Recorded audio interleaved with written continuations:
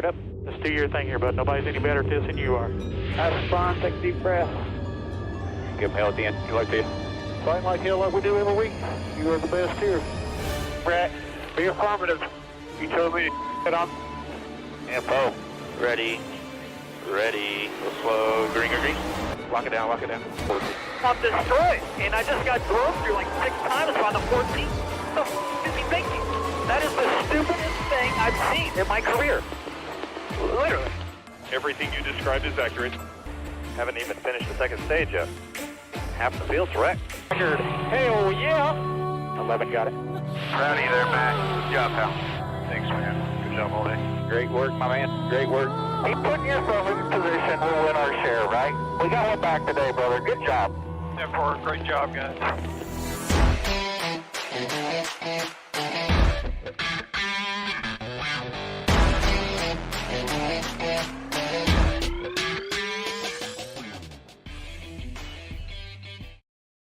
And welcome back to Racing in the Draft. My name is Mark, and we are headed to Vegas for the first round of the final round, or the first race of the final round.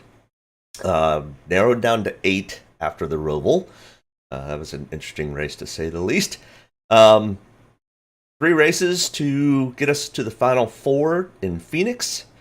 Should be quite exciting today. The 1.5 mile tracks have been quite the exciting races, more so than the short tracks and road courses.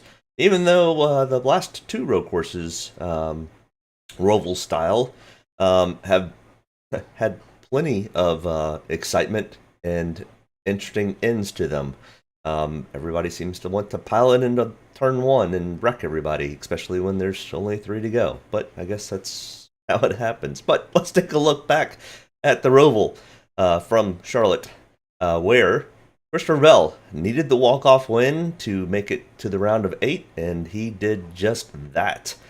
So for our optimal lineups from Charlotte Road Course, or the Roval, Christopher Bell was not the highest point getter. Kevin Harvick starting 22nd and finishing 2nd, so lots of PD upside play. We had 4 of those. I'm going to call it a 1-ish dominator. Usually it's 30% of the laps led that I consider somebody to have kind of a dominant race. But AJ Allmendinger leading 24 laps and having 24 fast laps was the second highest points getter. But Kevin Harvick taking the top crown at 63.45. We also had Chris Buescher, Eric Almirola, guys that you would not typically expect to be road course type racers. I mean, Chris Buescher's actually been pretty good at it, and I think I even said that last week. But Kyle Busch coming from 20th to 3rd with the Toyotas. It's quite surprising. So 2 Toyotas when I thought Toyotas were not going to be good. Now, if this thing had stayed green and that sign had not fallen onto the track, Toyotas would have not been even close. So the late carnage in the race definitely played into the definite points. But, you know, all in all, I still ended up having a pretty decent day. Other guys that made close to the optimal lineup: Eric Jones, Corey LaJoie, Justin Haley, Brad Kay. Justin Haley's been racing really, really well lately, and we'll talk about him going into this race here at Vegas. So for the optimal lineup challenge after 32 races, Eric Jones now on top of Ross Chastain. Look at that, 11 to 10. Chase Elliott with 10, and Christopher Bell sneaking in there with 9. So who's going to take the top spot? We've got 4 races to get it figured out, and quite exciting. So let's head to Las Vegas, where last year's winner, Alex Bowman, will not be racing. And we got the word yesterday, finally, from Kurt Busch that he is stepping away from full-time NASCAR Cup racing. We wish him the best in his next adventure, and it sounds like he's got a lot of things planned for his semi-retirement, if you want to call it that. All right, so we are at Las Vegas. It's an intermediate D-shaped style 1.5 mile track. It's progressively banked from 12 degrees at the bottom of the corners to 20 degrees closer to the fence. and they will use all parts of this track. There will be many different lines, probably about 4 different lines that they'll end up running. The middle kind of seeming to be the little bit of the slower spot, the bottom and the top being the faster. Total race length is 267 laps. Weather looks to be really warm, but with Vegas and kind of this monsoonal type of thing, there's always that chance of a pop-up shower. But being in the desert, it will dry very fast. So we will get this thing into completion. They also have lights in Vegas, so no problems there. Dominator points are 186.90, laps led of 66.75, and fast laps of 120.15. Dominator, we will definitely be looking for at least one, with the potential of having a strong second Dominator. But that Dominator is really going to also be kind of a finishing position type of spot that we're going to be looking for. So we're looking for probably at least 3 place differentials, and that place differential is going to look a little different than it normally does. I don't think we need to go all the way to the back to find our place differentials. I think it's going to be, some of these lower priced guys that race 1.5 miles really well this week, or this year, is who we're going to need to target. And we'll kind of look at the optimal lineups from previous Las Vegas races, including the chaotic spring race. But our track comparisons, we also look at Kansas, Las Vegas, Charlotte, and Texas, all 1.5-mile tracks. Texas is kind of the oddball because it's got 2 different bankings in turns 1 and 2, as in 3 and 4.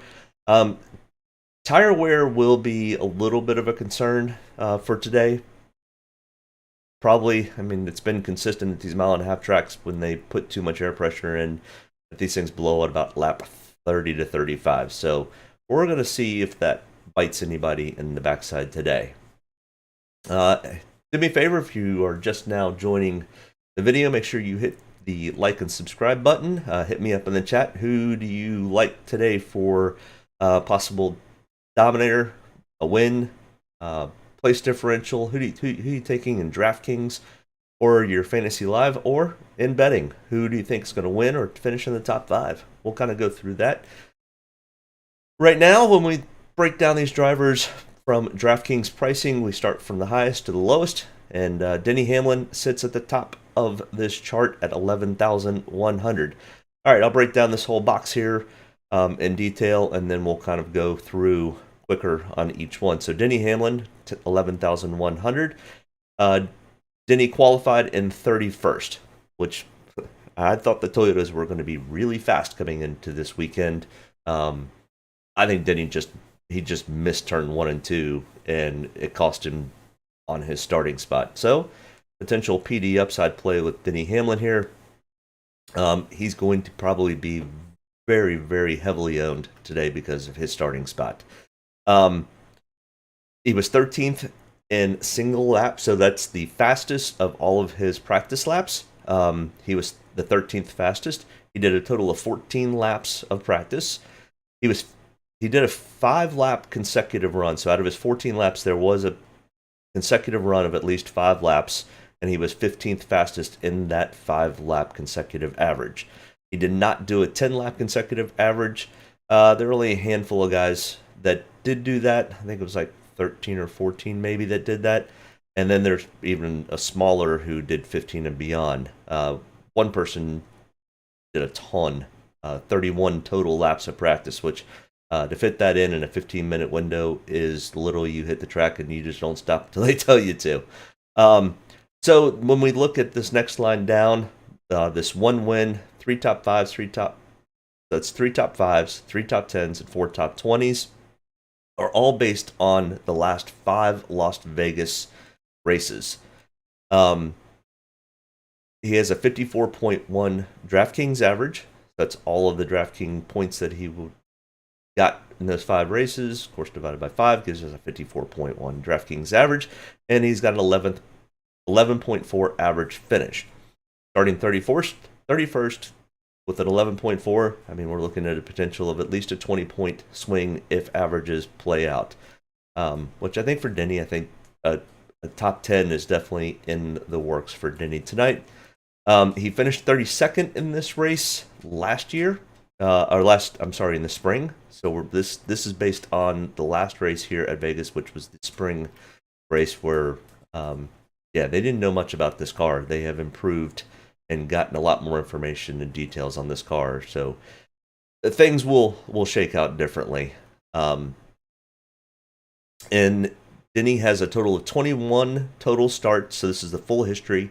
The 21 total starts at Vegas. He's got 1 win, 5 top 5s, 13 top 10s, and 18 top 20s. And then all the way over here to the far left is my ranking system. So I've taken the 5 last races at Las Vegas, the last 10 races at similar style tracks. So like we just talked about prior, Charlotte, Kansas, Texas. They haven't raced at Homestead this year, but they did race there last year, so take that into consideration. And I also sprinkle in a little bit of Michigan and Auto Club from this year. It races somewhat similar, not a whole lot, so that doesn't have a whole lot of weight, but most of the places like Kansas and Charlotte definitely play into building this lineup and how they raced at those tracks. So that kind of gives me a full breakdown of what's inside this box. If you have any questions, hit me up in the chat. I'll be more than happy to answer any of your questions. All right, so next in line here, we've got Chase Elliott, 10,700, starting 20th. The Chevys seem to be okay on speed. They didn't seem to be super fast in practice. The Fords seem to be absolutely just one step above the Chevy and Toyota camps. So not sure what's going on with the Chevys, if they are just kind of setting their cars up to maybe take away from that potential right front tire issue, and getting rid of that load that they have learned that causes issues with the tires at these 1.5 mile tracks. Maybe that's kind of what we saw. I mean, Chase Elliott did run 25 laps of practice. He was 19th in single lap, and he was 16th in 5 lap and 15th in 10 laps. So pretty consistent right there in the middle teens. It really depends on what that real long run speed looks like between 30 and 45 laps, and how that tire wear holds up. It's really not even tire wear. The tire wear it will be an issue because we're out in the desert and it's very abrasive. But it's really that tire pressure and tire load on how much that tire gets abused, which really heats up the inside, and that's what causes the tire failure on the right front. I mean, you will see they will need, whenever if there is cautions, you'll see most of the field come in and take tires. They do balance out fairly well, at least they did in the Xfinity race yesterday, but that tire compound and tire structure is a little bit different. But either way, Chase Elliott here has never won a race at Vegas. He's got a 46.3 DraftKings average and a 9.6 average finish over the last 5 races here at Vegas. He finished 9th here in the spring race. He's got 11 total starts with 3 top 5s, 6 top 10s, and 6 top 20s in his 11 starts here at Las Vegas. Excuse me. I've got him listed for 3rd on the power rankings, and I've got 25 to 30% ownership. So when I talk about my ownership in the 25 to 30%, I run 40 different lineups. So somewhere between 25 and 30% of those lineups will have Chase Elliott in it. And same with Denny Hamlin, he's got 30 to 35%. I expect Denny Hamlin's ownership probably to be closer to 40, being that he has won here before and races well here and starting so far back. Christopher Bell, last week's winner, who walked it off and made the round of 8. 10,500, starting 7th. His practice speeds were not near as good as his qualifying. 26th in single lap. Did a total of 19 laps of practice, and he was 23rd in the 5-lap consecutive average. Did not get to a 10-lap consecutive average. Bell's stats here are not the best. They're not bad. 2 top 10s, 2 top 20s, and the total of 5 starts. So he's only raced here 5 times, which is the 5 races we're looking at. He's got a 19.6 average finish. He finished 10th here in the spring race. There's a lot to be said about momentum, and he had an incredibly great first round of the playoffs, not so great of a second round, at least the first 2 races of the second round, and then walked it off with the win last week at Charlotte. So momentum definitely should be on Christopher Bell's side. He's one of the highest starting Toyotas. Excuse me, I'm so sorry. I expect Christopher Bell to have a solid race, and he's going to kind of need to do that if he's going to get himself to Phoenix and make the Final Four. The question is, do we see one of the 8 win today, or will we see a new winner? Can we see an absolutely new winner for this week? Can we see a Ryan Blaney or Martin Truex possibly win this race? Absolutely. With this next-gen car, anything is possible. All right, so next, so I've got 30 to 35% ownership in Christopher Bell, which is a little higher than what my ranking is showing. I just like him because he's starting up front, and when we get to when we look at the optimal lineups from previous Las Vegas races, there's something a little interesting that I'll definitely point out. So make sure you stick to the end there. All right, make sure you hit me up in the chat. Let me know that you're here, and who do you like today? Who do you not like today? Let's continue to break this down. All right, next in line here, Kyle Larson, who is really, really good here. 10,300, starting 14th. His practice laps were about where Chase Elliott's were. He was 17th in single lap. He did 18 total laps in practice. He was 22nd on the 5-lap average and 11th in the 10-lap average, so not bad. Kyle Larson does have a win here. He got that last year. 2 top 5s, 4 top 10s, 4 top 20s in the last 5 starts, a 63.8 Draftkings average, which is the best in the field. He's also got the best in field 5.5 average finish. He finished 2nd in this race in the spring. So, yeah, Kyle Larson's really, really good here. Still kind of curious why the Chevys didn't show a whole lot of speed in practice. I mean, they showed speed, but they were just kind of middle of the pack. They didn't really show any huge amounts of speed, but, was that they were trying to set up for that long run and not abuse that right front tire. Either way, he's 2nd on the rankings, and I've got him in 25 to 30% of my lineups. Tyler Reddick, 10,100, starting first. Wow, he put a qualifying lap together because his practice laps, along with most of the other Chevys, was kind of just middle of the pack. 22nd in single lap speed. Total of 21 laps of practice, 14th in 5-lap averages, never made it to a 10-lap consecutive average. Tyler's stats here, he led laps here in the spring race, was fairly fast, but had issues with the left rear tire. That seemed to be the load problem in the spring. So Tyler Reddick does run well here and can run well here. Can he? I don't love the pole position spot here. I think he could potentially... I think he definitely could easily finish top 5 or top 10 if he doesn't have an issue with that right front. His practice lap speeds kind of concern me, and the fact he does not have a top 5 here at Vegas also kind of concerns me, along with having the pole. Not to say I'd completely faded him out, but I do have 15 to 20% ownership in Tyler Reddick. If he were starting kind of where Christopher Bell is, and Christopher Bell were starting where he was, I think my ownership would almost just flip-flop between those two. So I think they're definitely easily potentially top 10 candidates. All right, Ross Chastain, 9,900, starting 11th. Boy, was he fast in practice. 2nd in single lap, 22 total laps.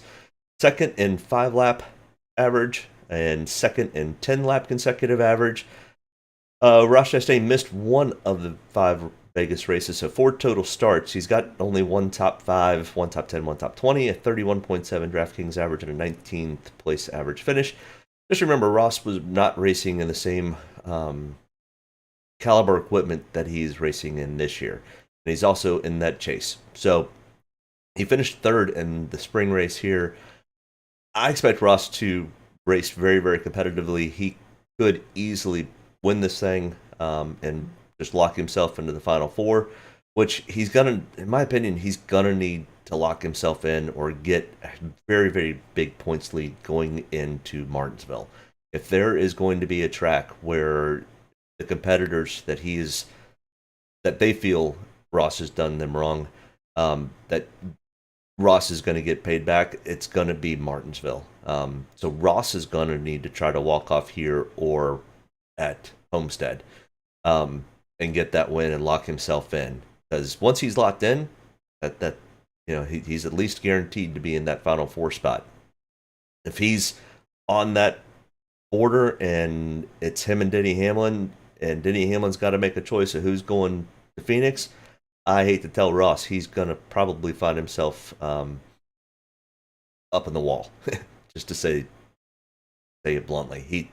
I have a feeling that if it's down to it, and both of them are right there on that cut line, not even just Denny, but there's a couple of guys that are still left in the chase that Ross has kind of done a little squirrely this year, and I think payback could be at Martinsville if he doesn't get that win. So finished third here in the spring race. I think if Ross can just get out front and stay out front, at least in the top 5, that's what Ross is going to need to do, and he's just going to need to kind of watch that backside and not take any chances. I've got 25 to 30% ownership. He's 10th on my ranking systems. So I think Ross is going to probably race better than what his previous stats show, and his practice speeds are really, really good. He's one of the few Chevys that practiced really well and qualified decent. William Byron, 9,700, starting third. His practice speeds were kind of a little better than some of the other Chevys. 11th in single lap, 23 total laps, 11th in 5-lap average, and he did make a 10-lap consecutive run also where he was 6th. William Byron's fairly good here. He's got a 15.6 average finish. He finished 5th here in the spring race.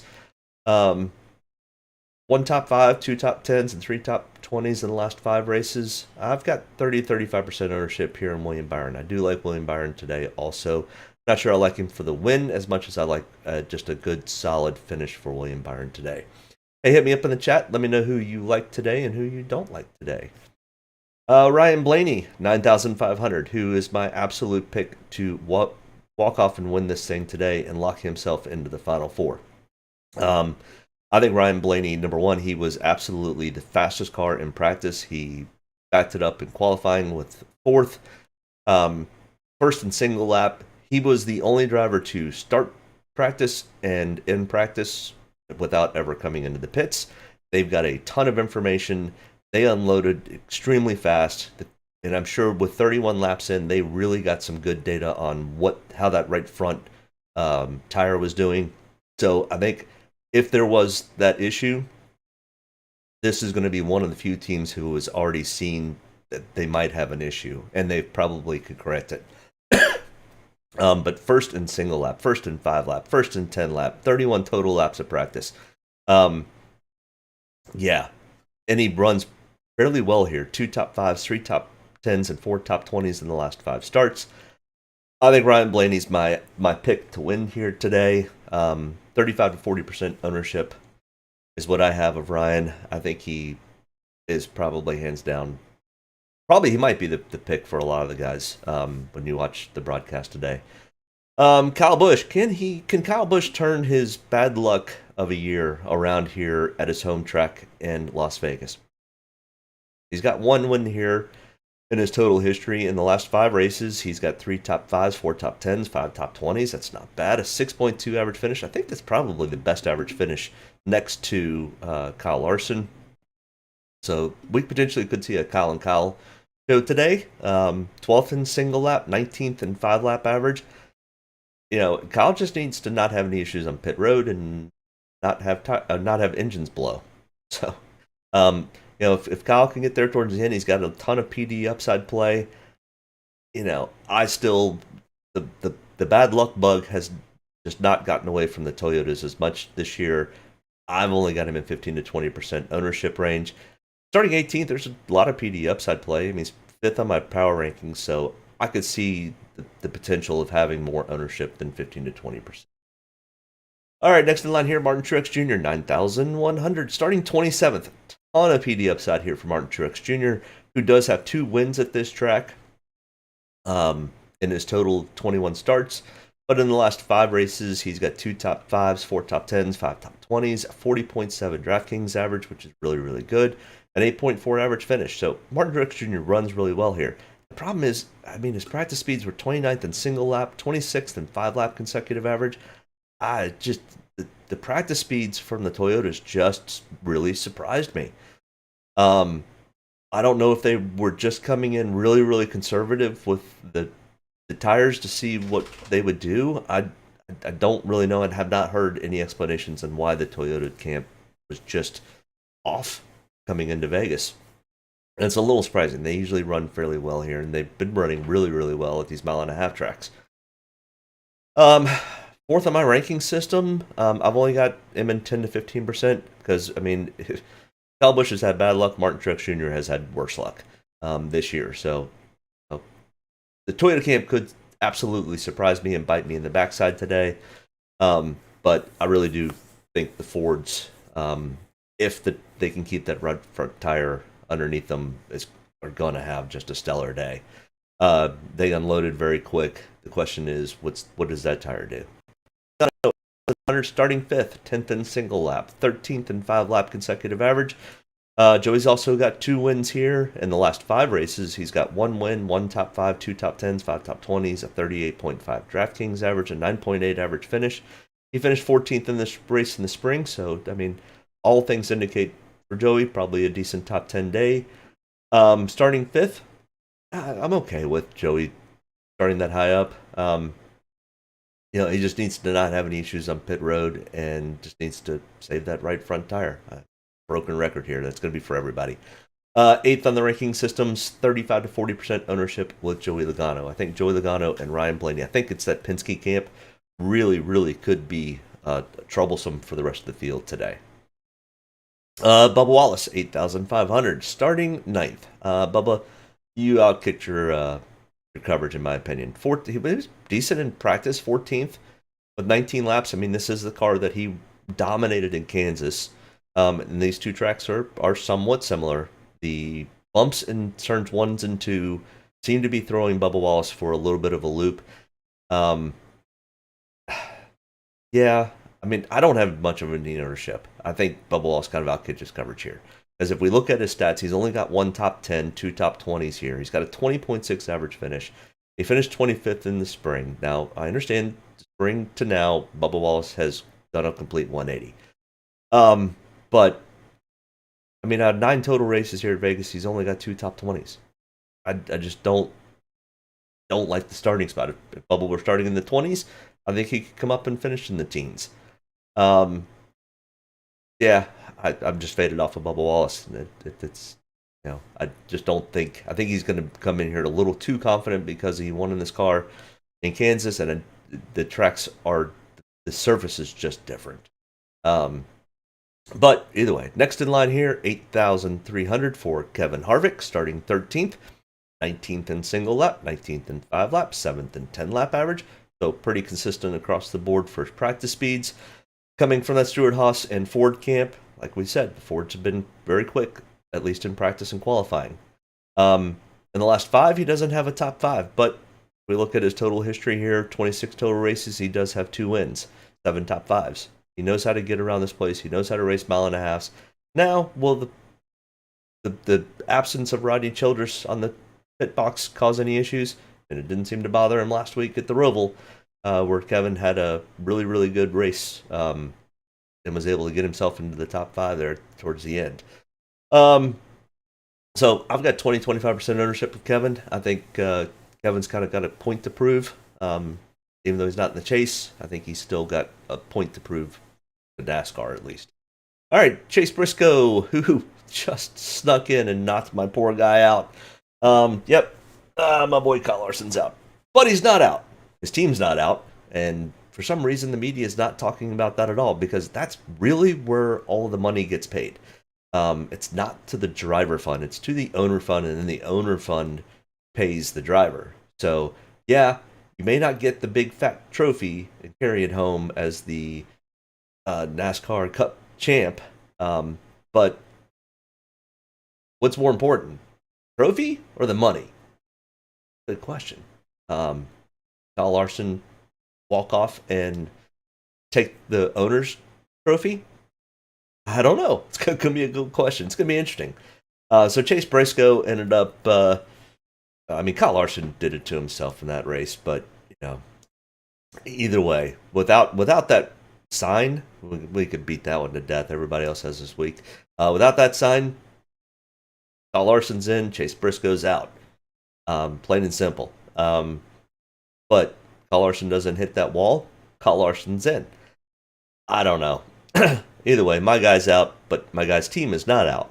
So you could literally, and I think I'm going to call it now. This year's been so wackadoodle that we literally could have Martin Truex Jr. go and win at Phoenix to get himself the win for this year. Okay, that'd be a cool story. Ryan Blaney wins today. No, he doesn't win today. He finishes in the top 5 for the next 3 races, and then finishes second at Phoenix. Well, that if Martin Truex finished first and Ryan Blaney finished second, Ryan Blaney would then be the Cup champion. Well, guess who's not? Guess which team is not owners qualified? Ryan Blaney's team. So Ryan could get the trophy. Kyle Larson could come in and finish third behind Ryan Blaney, and Kyle Larson's team, 5, could take the Owners' Championship. We could have all sorts of craziness happen in Vegas if things were to play out. And as crazy as this year is, we could see that happen. Either way, Chase Briscoe, congrats on making the final 8 and kicking my guy out. But either way, he's starting 16th, 7th in single lap, 3rd in 5 lap, coming out of that Stewart-Haas Ford camp. Super, super fast. I just think Chase Briscoe's luck runs out this week. Just calling it now. He finished 35th in the spring race. Out of his 3 total starts, he's only got 1 top 20. He's got a 23.3 average finish. I don't know. Yeah, I mean, I could definitely see a call to have him higher. He's going to be running on some momentum. He's going to be trying to get himself to Phoenix because he won the Phoenix race earlier this year. I just think he may try to overachieve. Daniel Suarez, next in line here, 7,900. He was one of the faster Chevys also in practice along with his teammate Ross Chastain. Starting 6th, 8th in single lap, 7th in 5 lap, 13th in 10 lap. Okay, pretty consistent practice speeds. Really good starting spot. What is race average here at Vegas is not the best. I mean, he does have 2 top 10s out of 10 races, so 20% of the time he finishes in the top 10. Well, I'd like to see a little more than that, especially since the last 5 starts here at Vegas, he's only got 1 top 20. So I'm not absolute dead fading off of him, but I've only got him in 5 or 10%. I just don't love the starting spot for Daniel today. I do like his car, though. It's sharp looking. Honky-tonk Kid Rock car. All right, as we drop down here a little bit further, Austin Cindric. Woo-wee! Fast. And he qualifies really well. Question is, can he hold that up? I mean, he was 5th in single lap speed. He did 24 laps, so almost as many as Ryan and Joey. But he was 5th in 5 lap and 10th in tongue tie there. 5th in 5 lap because it's written wrong. I only found the mistake. I knew there was going to be one. 5th in 5 lap and 5th in 10 lap, and starting 2nd, qualified 2nd. It does have a top 20 here in his first start. I just don't love Austin Cindric's starting spot here. Kind of the same feeling I have about Daniel Suarez. I've faded off of Austin Cindric. I've only got him 5 or 10%. I don't love that starting spot for Austin. So we need points and go and finish 8th. Get negative points by doing that. So I faded off of Austin Cindric. Now the next Austin Dillon, 7,500. Dude, what you practiced like crud and you came back and qualified 10th. I'm not sure what you did here. 31st in single lap, 19 total laps, 25th in a 5 lap run. Yeah, there's my mistake. I just didn't fix this. But 25th in 5 laps. He doesn't race bad here though. 1 top 5, 1 top 10 in the last 5 races, a 14.4 average. But starting 10th and your practice speeds were crud. I've only got you in 10 to 15% of my lineups. Don't love the starting spot with the practice speeds. Noah Gragson, who ran just an amazing race yesterday in Xfinity Series. Can that carry over to this Ally 48 Alex Bowman car, where Alex is now having to sit up at least until Phoenix? So Noah will be in this car for the next 3 races. 21st in single lap, 12th in 10 lap, and 10th in 10 lap. Okay. You got faster than everybody else. Your times didn't drop off. Don't have any data in the Cup car, but all we can do is just go off his Xfinity run, and he loves to rip the fence here. Noah is also from Vegas. He knows how to get around this place. He's been doing it all his life, or all his racing life. I like Noah Gragson today. Starting 17th, there's a little bit of PD upside play here. I think he's getting more and more comfortable with this car. Question is, can he not overdrive it and burn down that left rear or right front? Good question. Find out. 15 to 20% ownership on Noah Gragson. Chris Buescher, 7,200 coming out of that Ford camp. The Roush Fenway Keselowski cars were not quite as fast as the Penske or SHR cars, but they had decent speed in practice. 15th in single lap, 31st in... That's all screwed up. We're not even going to go there. His practice speeds were okay. He had qualified a little better. He's got a 16th place average finish, 32.5 Draftkings average. Starting a little higher than I'd really like. I think he kind of finishes where he starts. 15 to 20% ownership. Yeah, I don't love Christopher Buescher, and I don't dislike the Christopher Buescher call. That's probably why I'm kind of just in the middle with him. I do like some Eric Jones today, 7,100. And boy, did you miss your qualifying, because you were 3rd in single lap speed, 3rd in 5 lap average. And he races fairly well here. I mean, out of the 10 races, total races, he's got 5 top 10s. In the last 5 races, he's got 2 top 10s. He finished 31st in here, but he had the same kind of issues as Tyler Reddick. He blew out that right front while being up front. So I think Eric Jones is... I think they've kind of figured out that right front. He's got a decent amount of practice laps, so maybe they got some good data. I like Eric Jones in this $7,100 range. 25 to 30% ownership. There is a little bit of PD upside compared to the 4 drivers above him. So I do have a decent amount of Eric Jones. Also, now coming also from the RFK camp, Brad K, who part owner of the team, 6,900, starting 25th. His lap speeds were kind of like Chris Buescher's, just not great. And his qualifying, not great. He knows how to get around here. He's got 3 wins at this track. He's really good at Vegas.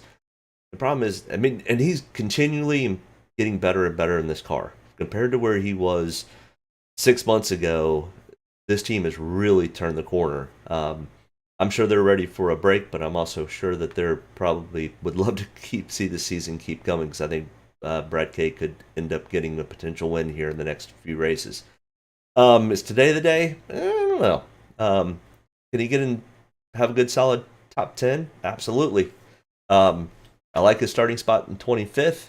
I like the speed out of the Fords. You know, my question is, was RFK being a little conservative? You know, RFK won the last mile and a half track, being a little bit conservative and just making sure they had the car at the end. So I like some Brad K, 20-25% ownership. Same thing with Eric Almirola here. I mean, practice speeds were phenomenal for Eric. 6th in single lap, 4th in 5 lap consecutive average, 3rd in 10 lap consecutive average. Coming out of the SHR camp with driving the Fords. Like I said, the Fords just unloaded really quick. Eric just missed his qualifying. So, you know, his fault, maybe our win. So I like some Eric Almirola. I think he's probably good for a top 10 this weekend. So 20-25% ownership with Eric Almirola. I think this is kind of the sweet spot for PD upside play. I think it's in this 22 to 26 place starting spots. Anybody further back, this track is a little bit tough to pass. Speeds are pretty high. These cars are equally matched. It's going to be the biggest passing is going to be on pit road and with attrition. So they're not going to do a ton of passing per se. It's not like you can not like Denny Hamlin starting 31st and racing at Martinsville where he's going to scream through the field.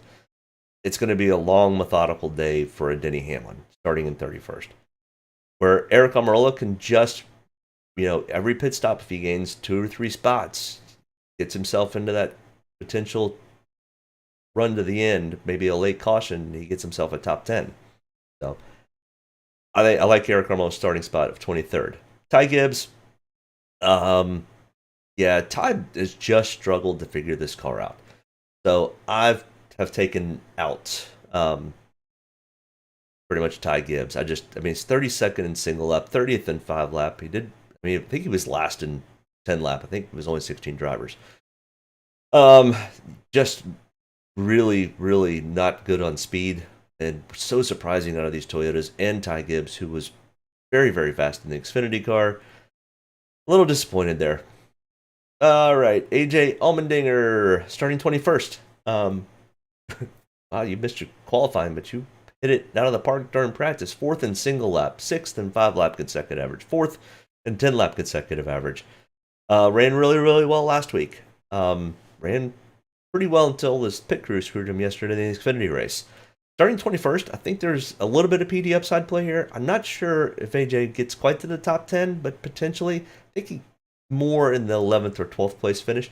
But starting 21st, that might be enough to get you in the optimal lineup or close to it, or at least have a good cash day. So I do like some AJ Allmendinger, 15 to 20% ownership with AJ. Michael McDowell, Mr. Consistently top 10.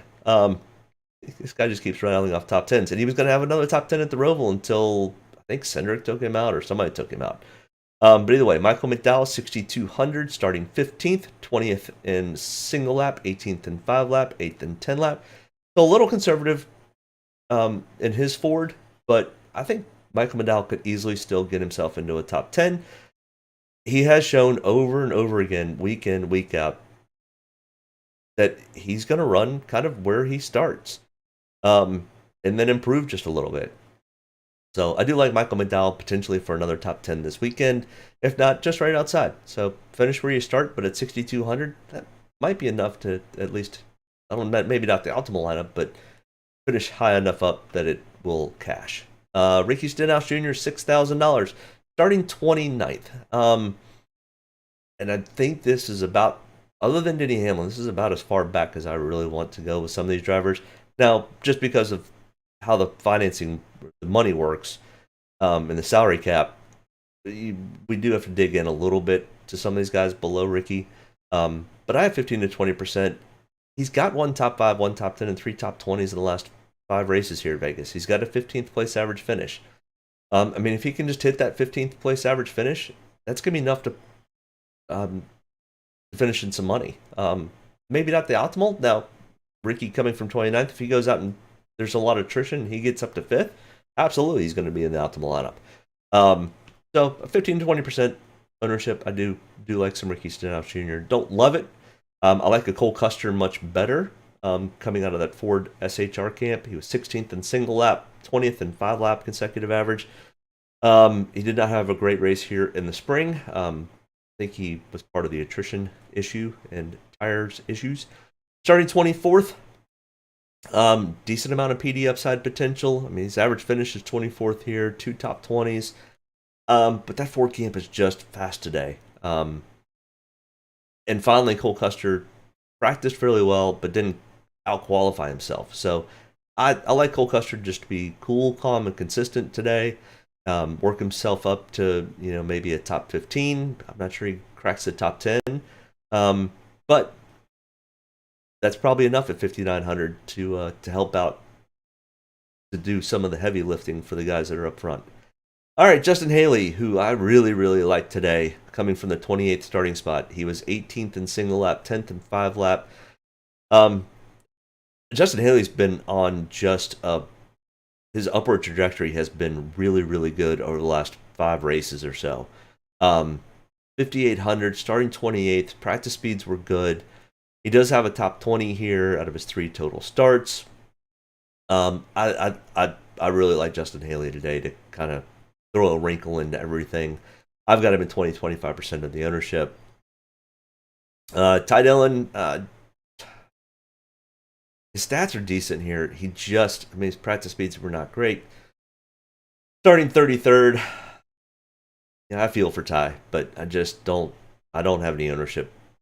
I could see where starting 33rd, he's going to get some ownership, and I don't think it's a completely bad guess to go with him. I just am off him. So maybe if everybody's out there, maybe you go with Ty Gibbs, Bubba Wallace, and Ty Dillon, because those are the three that could really burn me today.